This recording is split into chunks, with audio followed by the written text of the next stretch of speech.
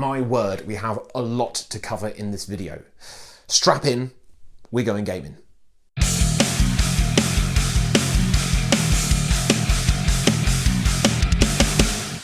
Okay, first up, I have done a video on Game Enhancer on the Xperia 1 Mark II, so please go check that out so you know exactly where we're up to in this big saga of enhancing gaming on Sony handsets. But Game Enhancer on the Xperia 5 Mark II packs in loads more features, which we will get to in just a moment, but first I want to touch on the display of the 5 Mark II, just briefly.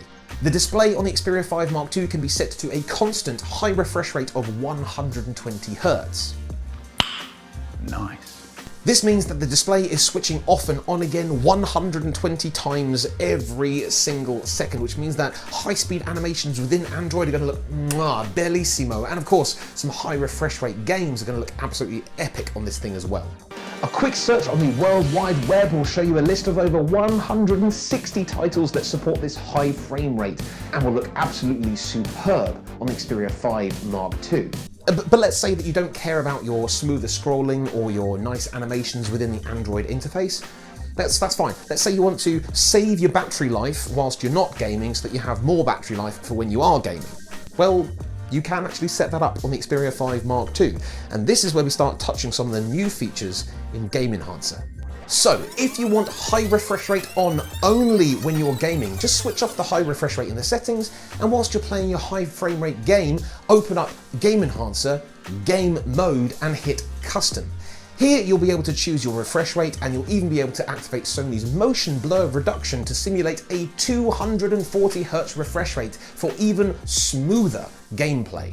But what is this sorcery? Sony's motion blur reduction on the Xperia 5 Mark II digitally inserts black frames in between the refreshing images on the screen, which creates this kind of optical illusion which makes it look like a 240 Hz refresh rate. But it's not just the refresh rate that has been improved on here, it's also the touch scanning and touch response rate, which is way more improved than last year's Xperia 5. So now, the 5 Mark II is actually checking where your little digits are on the screen 240 times every second to give you way more precision whilst you're gaming. And because of this, and also some other kind of tweaks to the hardware and software that Sony have made, in conjunction with a big-time Japanese gaming team over there called Scars, they've actually optimized this so that not only is the touch response rate 35% faster than last year's Xperia 5, it's also actually faster than competitor devices with similarly spec'd displays. You can even preview these settings before saving them so you don't have to keep exiting the game every time you want to tweak it. But there's still more to cover. Okay, so you know how Sony brought back the 3.5mm jack? Yes. Well, now you can actually use that in-game as well with gaming headsets. If you have a gaming headset with an inbuilt mic, you can activate the voice chat optimization in Game Enhancer on the Xperia 5 Mark II so your teammates can hear you loud and clear. Oh, that's hot. That's hot. That's what people would say if they were charging their phone at the same time as playing a very intense game.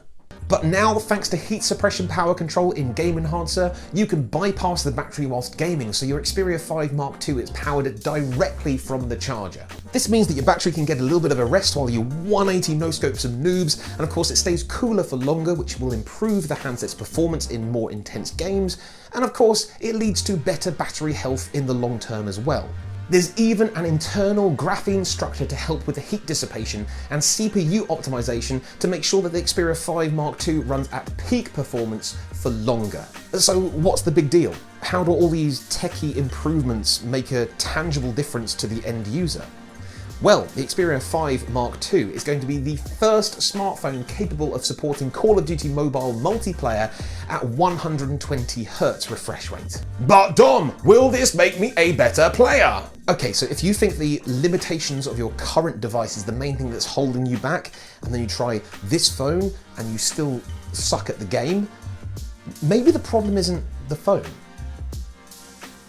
I can say that, right?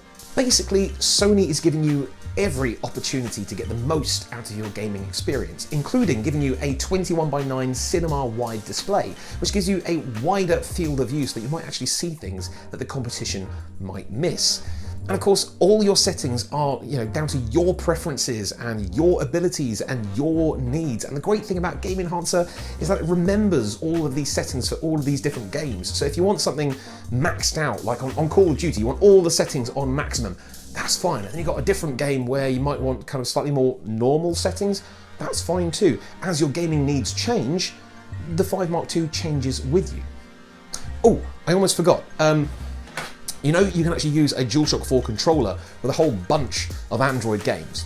Well, full DualShock 4 compatibility is coming to Call of Duty Mobile very soon. And when I say full compatibility, I mean with the touchpad and everything. So keep your eyes peeled for that.